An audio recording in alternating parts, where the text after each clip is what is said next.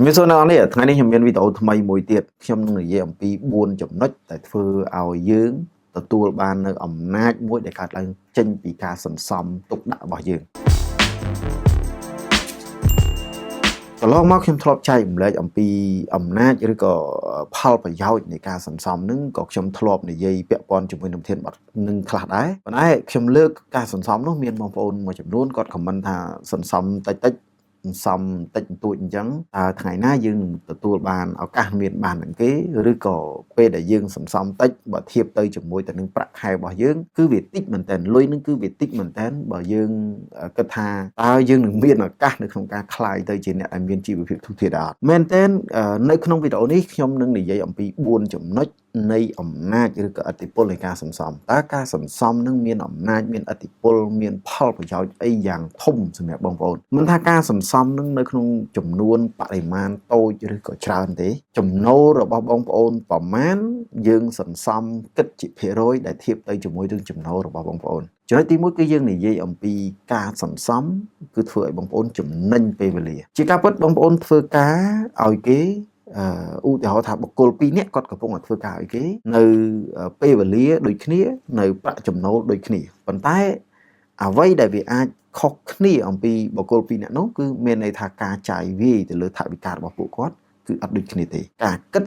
ទៅលើថវិកាដែលគាត់ទទួលបានពីចំណូលពីតម្លៃពលកម្មដែលគាត់ត្រូវធ្វើការឲ្យគេក្នុងមួយថ្ងៃឬក៏មួយខែហ្នឹងគឺការគិតរបស់បុគ្គលទាំងពីរនាក់នោះគឺខុសគ្នាបុគ្គលម្នាក់ខ្ញុំលើកជាឧទាហរណ៍ថាបុគ្គលម្នាក់គាត់ទទួលបានប្រាក់កម្រៃក្នុងមួយខែក្នុងបរិមាណមួយហើយគាត់អត់ដែលមានគិតគូរអំពីថាតើត្រូវដកប្រមាណភាគរយនៅក្នុងការចាត់ចែងទៅលើការសន្សំទេប៉ុន្តែមានបុគ្គលម្នាក់ទៀតដែលធ្វើការដូចគ្នាពេលវេលាដូចគ្នាកម្លាំងពលកម្មតម្លៃកម្លាំងពលកម្មហ្នឹងគឺដូចជាមួយនឹងបុគ្គលម្នាក់មិញដែលខ្ញុំលើកឡើងខាងលើគឺគាត់បន្ទាប់ពីបើកប្រាក់បៀវត្សឬក៏យើងហៅថាប្រាក់ថ្លៃឈ្នួលរបស់គាត់ហ្នឹងមកគាត់មានផែនការមួយគឺគាត់ត្រូវដក 10% នៃថ្លៃឈ្នួលកម្លាំងពលកម្មរបស់គាត់ក្នុងមួយខែហ្នឹងដើម្បីសន្សំ 10% បើយើងធៀបទៅជាមួយទៅនឹងប្រាក់ខែ$100គឺបានតែ$10ទេហើយបើប្រាក់ខែ$200យើងបាន$20ប្រាក់ខែ300យើងអាចបាន$30ប្រាក់ខែ500គឺបងប្អូនសន្សំ 10% គឺ$50ប៉ុន្តែខ្ញុំលើកជាមធ្យមថាសម្រាប់ការងារដែលប្រើកម្លាំងពលកម្មការងារនៅកម្ពុជារបស់យើងជាទូទៅឬក៏ជាមធ្យមប្រាក់ខែចន្លោះពី300ទៅ500ខ្ញុំសុំលើកប៉ុណ្ណឹងអញ្ចឹងបើប្រាក់ខែគាត់$300មានន័យថាគាត់អាចសន្សំបាន 10% នៃប្រាក់ខែរបស់គាត់ក្នុងមួយខែហ្នឹងគឺបាន$30ហើយបើប្រាក់ខែគាត់500គឺគាត់អាចសន្សំបាន$50បងប្អូនប្រកាសជាគិតដូចការដែលខ្ញុំទទួលបានខមមិនពីបងប្អូនការពីវីដេអូយូរហើយប្រហែលជា 4-5 ឆ្នាំហើយគឺខ្ញុំបានលើកអំពីបញ្ហារ៉ាញ់ធុនឹងយកមកនិយាយដែរគាត់ថាសន្សំ 10% នៃប្រាក់ខែ2-300ហ្នឹងតើថ្ងៃណាយើងមានជីវភាពទូធាថ្ងៃណាយើងខ្លាយទៅជាអ្នកមានមែនតើ10% បើធៀបទៅជាមួយទៅនឹងប្រាក់ខែមានប្រាក់ខែ500ប្រាក់ខែ1000ប្រាក់ខែ5000ប្រាក់ខែចំណូល$10000បើយើងនិយាយពី 10% គឺវាជាផ្នែកតូចមួយនៃចំណូលនៃប្រាក់ខែរបស់យើងទេនៃចំណូលរបស់យើងទេប៉ុន្តែនិយាយត្រឡប់មកវិញថាប្រសិនបើយើងអត់បានដកសន្សំនៅក្នុងបរិមាណ 10% នឹងទេមានន័យថាអ្វីគ្រប់យ៉ាងទាំងអស់គឺយើងអត់សល់សូម្បីតែ100រៀលឬក៏សូម្បីតែ$1បើធៀបទៅជាមួយទៅនឹងបរិះទី1ខាងលើដែលខ្ញុំលើកឡើងថាតបពីគាត់ដកប្រាក់ឈ្នួលឬក៏បើកប្រាក់ឈ្នួលកម្លាំងពលកម្មរបស់គាត់ប្រចាំខែក្នុងមួយខែហ្នឹងគឺគាត់មិនដែលមានផែនការមិនដែលមានកំណត់គិតគូរថាគាត់នឹងសន្សំ 10% នឹងទេឥឡូវខ្ញុំនិយាយអំពីផលប្រយោជន៍ថាតើការដកសន្សំ 10% តើយើងចំណេញអីគេខ្លះនិយាយមិញថាការសន្សំ 10% ដែលក្នុងចំណុចទី1ខ្ញុំនិយាយអំពីការចំណេញទៅលើពេលវេលាបរិះខាងលើធ្វើការក្នុងមួយខែអត់ដែលខ្វល់រឿងសន្សំលុយទេប៉ុន្តែបរិះទី2គឺគាត់បានដក 10% នៅក្នុងប្រាក់ខែថ្លៃឈ្នួលរបស់គាត់ហ្នឹងគឺប្រាក់ខែ$300គាត់សន្សំបាន$30នេះជាឧទាហរណ៍គាត់ចំណេញពេលវេលាត្រង់ថាម៉េចគាត់ប្រើប្រាស់ពេលវេលានៅក្នុងការធ្វើការដូចបរិះទី1ខាងលើដែរគាត់ប្រើប្រាស់នៅក្នុង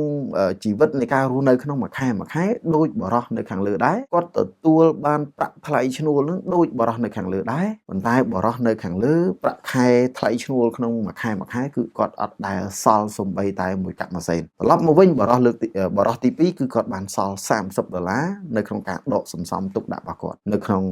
10% នៃប្រាក់ខែ$300របស់គាត់អញ្ចឹងគាត់ចំណេញពេលវេលាត្រង់ថាម៉េចគាត់ចំណេញត្រង់ថាគាត់ប្រើពេលវេលា 12 ម៉ោងឬក៏8 ម៉ោងនៅក្នុងមួយថ្ងៃឬក៏គាត់ប្រើពេលវេលាក្នុងមួយខែដូចបរិសុទ្ធទី1ដែរប៉ុន្តែគាត់អាចសល់លុយនៃកម្លាំងថ្លៃឈ្នួលពលកម្មរបស់គាត់នឹងដល់ទៅ$30បើធៀបទៅជាមួយទៅនឹងបរិសុទ្ធទី1គឺ0គឺអត់សល់មកកាក់ម៉ាស៊ីនទេនេះជាឧទាហរណ៍ដែលខ្ញុំចង់លើកមកបញ្យល់ដល់បងប្អូនអរគ្នាចំណេញពេលវេលានឹងមានន័យថាពេលវេលានៃការធ្វើការដូចគ្នាតែមួយសល់លុយមួយអត់សល់លុយចំណេញមួយទៀតខ្ញុំលើកឧទាហរណ៍ថាបរិសុទ្ធទី1នៅពេលដែលមានបញ្ហាអាសន្ននៅថ្ងៃណាមួយនៅពេលដែលឈឺស្កាត់តើបរិសុទ្ធទី1នឹងមានប្រាក់នៅជាប់ខ្លួនឬក៏ប្រាក់សន្សំដែលយើងឆ្លៀតដកសន្សំទុកដាក់ហ្នឹងដើម្បីថ្លៃព្យាបាលជំងឺរបស់ខ្លួនដែរទេគឺអត់ប៉ុន្តែត្រឡប់មកវិញបរិសុទ្ធទី2គឺគាត់មានលុយខ្លះនៅក្នុងការ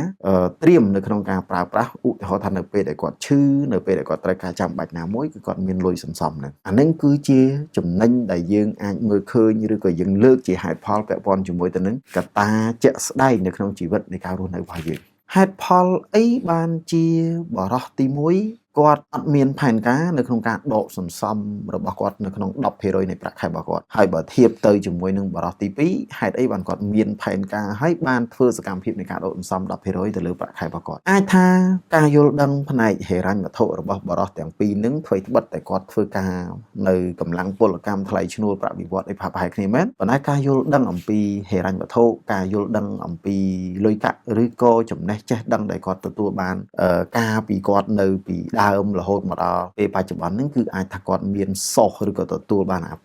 ប័ណ្ណពិសោធន៍ឬក៏ចំណេះដឹងនឹងខុសគ្នាអាចថាគាត់បរិសុទ្ធទី1រស់នៅក្រោមគ្រួសារដែលអត់មានយល់ដឹងអំពីលុយកាក់អត់មានណែនាំកូនចៅបរិញ្ញាឲ្យយល់អំពីការសន្សំទុកដាក់ទេឬក៏ការចាយវាយនឹងសន្សំចាយចឹងទៅហើយចំណែកឯបរិសុទ្ធទី2អាចថាគេកើតមកនៅក្នុងគ្រួសារមួយឬក៏គេទទួលបាននៅឥទ្ធិពលអំណាចការយល់ដឹងមួយចំនួនពាក់ព័ន្ធជាមួយទៅនឹងការទុកដាក់លុយកាក់ការឆ្លៀតសន្សំអីជាដើមអាហ្នឹងមួយទៀតដែលខ្ញុំគិតថាវាខុសគ្នារវាងបរិសុទ្ធទាំងពីរហ្នឹងបរិសុទ្ធទាំងពីរហ្នឹងអាចខុសគ្នាត្រង់ចំណុចមួយទៀតគឺពាក់ព័ន្ធជាមួយទៅនឹង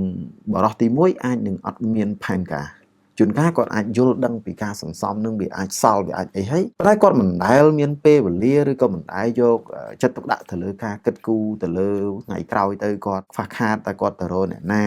ឬក៏គាត់ខ្វះខាតទៅបើគាត់មានលុយសន្សំទៅគាត់អាចយកលុយសន្សំនឹងទៅប្រើគាត់ឈឺស្កាត់ទៅគាត់អាចយកលុយសន្សំនឹងទៅទូទាត់ថ្លៃជំងឺទៅព្យាបាលជំងឺឬក៏ថ្ងៃក្រោយទៅគាត់គិតថាគាត់មិនចង់ជាទៅធ្វើការរកស៊ីអីខ្លួនឯងគិតស្មុគស្មាញច្រើននាំខាតនាំអីនាំឈឺក្បាលគាត់គ្រាន់តែទៅធ្វើការឲ្យគេប៉ុណ្ណឹងទទួលបានប្រាក់ថ្លៃឈ្នួលប៉ុណ្ណឹងគាត់អាចរស់រានគាត់អាចមានជីវភាពហូបចុកអីបានលោកសំលមប៉ុណ្ណឹងគាត់គិតថាគាត់អត់ចង់បានអីទៀតទេប៉ុន្តែបរិសុទ្ធទី2គាត់គិតថាពេលវេលានេះគឺជាពេលវេលាដែលគាត់នៅមានកម្លាំងនៅមាន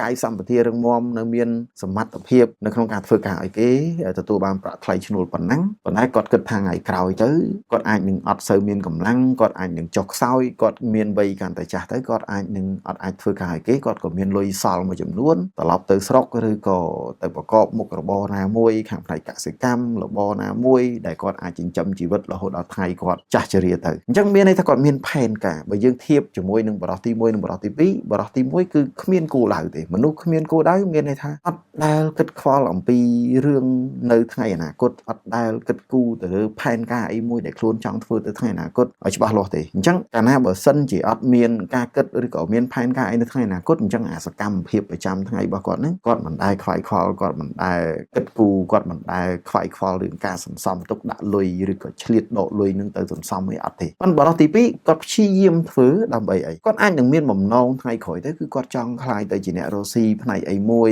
ឧទាហរណ៍ថាគាត់ចង់រៀនជំនាញជួសជុលឡានគាត់ចង់រៀនជំនាញជួសជុលម៉ូតូគាត់ចង់រៀនជំនាញជួសជុលម៉ាស៊ីនត្រជាក់គាត់ចង់រៀនជំនាញមួយចំនួនទៀតដែលសង្គមដែលបច្ចុប្បន្នភាពឬក៏ថ្ងៃអនាគតទៅគេមានតម្រូវការខ្ពស់ហើយគាត់អាចនឹងធ្វើជាការងារខ្លួនឯងគាត់ខ្លាយទៅជាម្ចាស់ខ្លួនឯងខ្លាយទៅជាតកែខ្លួនឯងគាត់អាចនឹងមានក្តីសម័យនៅក្នុងការបើករបរណាមួយដែលគាត់ចង់បានទើបសកម្មភាពឬក៏ប្រចាំខែហ្នឹងគាត់ព្យាយាមដកលុយ 10% នៃប្រាក់ខែរបស់គាត់យកទៅសន្សំអញ្ចឹងកន្លែងនេះគ្រាន់តែជា case study មួយគ្រាន់តែជាបំណិនមួយដែលខ្ញុំចង់ឲ្យអ្នកទាំងនេះកំពុងមើលវីដេអូរបស់ខ្ញុំយើងស្វែងយល់ហើយនឹងគិតមកវិញថាតើរាល់ថ្ងៃបច្ចុប្បន្នភាពបងប្អូនដែលមានផែនការអីទេហើយបើសិនជាមានផែនការចង់ធ្វើអីមួយឬក៏ចង់ទៅបង្កើតរបរអីមួយនៅថ្ងៃអនាគតតើសកម្មភាព ប្រចាំថ្ងៃឬក៏គេហៅថាផែនការប្រចាំថ្ងៃរបស់យើងហ្នឹងតើយើងបានអនុវត្តផែនការអីខ្លះដើម្បីឲ្យវា achieve ដើម្បីឲ្យវាសម្រេចនៅអ្វីដែលយើងចង់បាននៅថ្ងៃអនាគតជាពិសេសដូចជាការដកប្រាក់សន្សំថ្លៃឈ្នួលឬក៏ប្រាក់ខែរបស់យើងជាប្រចាំខែហ្នឹងនៅក្នុងភាគរយណាមួយដែលយើងអាចធ្វើទៅបាន5%ក៏ដោយ10%ក៏ដោយ20%ក៏ដោយអាស្រ័យទៅលើបងប្អូនជាសម័យខ្លួនហ្នឹងស្វែងយល់ឲ្យគិតថាតើយើងអាចធ្វើទៅបានប្រមាណភាគរយគឺខ្លួនឯងជាអ្នកគិតអានេះគ្រាន់តែជា case មួយជាបំណិនមួយក៏គ្រាន់តែជា idea មួយដែលខ្ញុំលើកយកមកពិភាក្សាយកមកចែកម្លែកទៅកាន់អ្នកនរទៀតតែប៉ុណ្្នឹងទេចំណុចទី2ធំគឺវាផ្ដល់នៅឱកាសសម្រាប់យើងព្រោះមែនតើនៅពេលដែលយើងសន្សំដូចខ្ញុំនិយាយនៅក្នុងចំណុចទី1ថាបើសិនជាយើងត្រូវការលុយនឹងយកទៅប្រើទៅព្យាបាលជំងឺអានោះមានន័យថាយើងអាចមានឱកាសព្យាបាលជំងឺប្រើលុយខ្លួនឯងជៀសវាងពីការខ្ចីបំណុលរបស់គេជៀសវាងផលលំបាកទៅរកខ្ចីគេនៅក្នុងការយកមកព្យាបាលនៅជំងឺរបស់ខ្លួនឬក៏ជៀសវាងឈឺឲ្យអត់ទៅរកពេទ្យអត់ទៅរកថ្នាំអត់ទៅរកការព្យាបាលអញ្ចឹងចំណុចទី2ហ្នឹងគឺឱកាសនៅកន្លែងនេះខ្ញុំចង់សង្កត់ធ្ងន់ខ្លាំងគឺឱកាសនៅក្នុងការបង្កើតមុខរបរឱកាសនៅក្នុងការកសាងនៅមុខរបរឱកាសនៅក្នុងការបង្កើតចំនួនអីមួយដែលខ្លួនឯងដូចមួយចំនួនដែលខ្ញុំបានលើកឡើងនៅខាងលើចឹងខ្ញុំលើកឧទាហរណ៍ថាខ្ញុំសន្សំ 10% 20% ប្រចាំខែរបស់ខ្ញុំហ្នឹងនៃចំណូលនៃប្រាក់ខែនៃប្រាក់ថ្លៃឈ្នួលរបស់ខ្ញុំដើម្បីអីដើម្បីឲ្យខ្ញុំអាចយកលុយហ្នឹងទៅប្រើនៅលើមុខរបររបស់ខ្ញុំហើយមុខរបរហ្នឹងជួនកាលអាចខ្ញុំមានក្តីសម័យថា3ឆ្នាំទៀតខ្ញុំនឹងឈប់ធ្វើការខ្ញុំសល់លុយប៉ុណ្ណេះខ្ញុំនឹងយកទៅរៀនផ្នែកណាមួយរៀនជំនាញអីមួយហើយខ្ញុំនឹងបើកឬក៏នឹងត្រឡប់ទៅសុខកំណើតវិញទៅរកស៊ីឬក៏អាចនឹងមានឱកាសនៅតំបន់ណាមួយដើម្បីរកស៊ីនៅរបរដែលខ្ញុំស្រឡាញ់ហ្នឹងនៅក្នុងទំហំណានៅក្នុងរូបភាពណានៅក្នុងជំហានណាអាស្រ័យទៅលើយើងច្នៃខ្លួនឯងទេអញ្ចឹងឱកាសហ្នឹងគឺមានន័យថាឱកាសនៅក្នុងការរកស៊ីមានដើមទុននៅក្នុងការចាប់ផ្ដើមដើមទុននៅក្នុងការចាប់ផ្ដើមមិនមែនមានន័យថាបើសិនតែយើងចង់ធ្វើអីមួយយើងទៅបើកភ្លាមទេបងប្អូនអាចយកអាដើមទុនហ្នឹងយកទៅរៀនបាទអ្នកខ្លះខ្ញុំឃើញមានបងអូនស្រីៗមួយចំនួនយុវជននារីមួយចំនួនគាត់យកទៅរៀនខាងផ្នែកសម្អាងផ្នែក beauty ខាងផ្នែក salon បរោះអញ្ចឹងទៅឥឡូវគេពេញនិយមជាមួយទៅនឹង beauty នឹងខ្លាំងហើយបងអូនប្រុសមួយចំនួនទៀតឬក៏បងមួយចំនួនទៀតគាត់យកទៅរៀនជំនាញវិជ្ជាជីវៈមានដូចជាជាងឡានជាងម៉ូតូឡានហ្នឹងគាត់ថាជាងឡានហ្នឹងមិនដឹងជាប្រមាណផ្នែកទេវាមានតាំងពីបោកពុកប៉ូលាវាមានតាំងពីគ្រឿងម៉ាស៊ីនក្រោមវាមានតាំងពីត្បាញថ្នាំប៉ូលាតោនស្ងួតវាមានជាងភ្លើងបាទមានច្រើនមែនតើនៅក្នុងបណ្ដុំឡានហើយយើងមិនបាច់ទៅរៀនគ្រប់ទាំងអស់ទេយើងរៀនតែផ្នែកណាមួយនៃឡានក៏យើងអាចចេញទៅរកស៊ីបានដែរមួយទៀតរៀនជាងម៉ូតូក៏ជាឱកាសដែរបងប្អូនឃើញហើយគាត់តែចេញទៅក្រៅផ្ទះឃើញម៉ូតូពេញផ្លូវអញ្ចឹងអ្នកដែលប្រើប្រាស់ម៉ូតូយានជំនិះទាំងអស់ហ្នឹងគឺមានវាអត់ដែលគេហៅថាអមតៈទេគឺមានន័យថាវាចេះខូចវាចេះសឹករិចរិលអញ្ចឹងវាត្រូវការជាងយើងជាមានជំនាញអាជីពនឹងហើយយើងជាជាងរឿងអីគេមិនហៅយើងសំខាន់មានចំណេះពិតប្រាកដមានសមត្ថភាពនៅក្នុងការបំពេញការងាររបស់យើងមានន័យថាបំរើសេវាកម្មរបស់យើងនឹងឲ្យតែល្អទៅកាន់ភ្ញៀវទៅគឺអត់ខ្វះអ្នករត់មករកយើងទេដូចវីដេអូរបស់ខ្ញុំមុនអញ្ចឹងខ្ញុំតែងតែបង្ហោះមាន short ខ្លះហ្នឹងគឺខ្ញុំដាក់ថាអ្នកដែលគាត់លាងម៉ូតូហ្នឹងគឺគាត់លាងរបរលាងម៉ូតូហ្នឹងជាង20ឆ្នាំហើយតាំងពីកូនគាត់នៅទូចរហូតដល់ឥឡូវកូនគាត់មានប្រពន្ធមានប្តីបែកគ្នាចង់និយាយថាបែកផ្ទះចេញពីគាត់ហើយទៅរកស៊ីលាងម៉ូតូហ្នឹងនៅកន្លែងផ្សេងមួយទៀតចង់បញ្ជាក់បងប្អូនថាគឺល្អមែនទែនកន្លែងហ្នឹងគឺមានន័យថានៅពេលដែលយើងមានដើមទុនយើងមានការសន្សំពីដើមពីនាយមក2-3ឆ្នាំមកហើយគឺបងប្អូននឹងមានដើមទុននៅក្នុងការចាប់នៅអាជីពណាមួយដែលជាអាជីពក្តីសម័យរបស់យើងជាអាជីពដែលយើងគិតថាត្រូវនឹងក្តីសម័យត្រូវនឹងចំណង់ចំណូលចិត្ត talent របស់យើងហើយក៏វាត្រូវជាមួយទៅនឹងទីផ្សារមានន័យថាតម្រូវការទៅលើទីផ្សារជាក់ស្ដែងកន្លែងនេះខ្ញុំនៅតែ motivation មានន័យថាលើកទឹកចិត្ត encourage ទៅដល់បងប្អូនទាំងអស់គ្នានៅក្នុងការស្វែងយល់នៅក្នុងការស្រាវជ្រាវដើម្បីអីដើម្បីឲ្យដឹងថាតើជំនាញណាមួយជាជំនាញដែលមានប្រជាប្រិយភាពនៅក្នុងពេលបច្ចុប្បន្នទៅថ្ងៃអនាគតហើយបងប្អូនត្រូវចាប់យកជំនាញហ្នឹងនៅក្នុងទំហំណាមួយនៅក្នុងកម្រិតណាមួយដើម្បីអាចសូវទៅកាន់ customer ទៅកាន់ audience របស់យើងហើយយើងអាច run business នឹងដោយខ្លួនឯងយើងអាចរកស៊ីនៅរបរនឹងដោយខ្លួនឯងនៅក្នុងចំណុចទី3នៅពេលដែលបងប្អូនមានការសន្សំទុកដាក់បងប្អូនមានឱកាសទៅរកស៊ីមានដើមទុនទៅរកស៊ីហើយ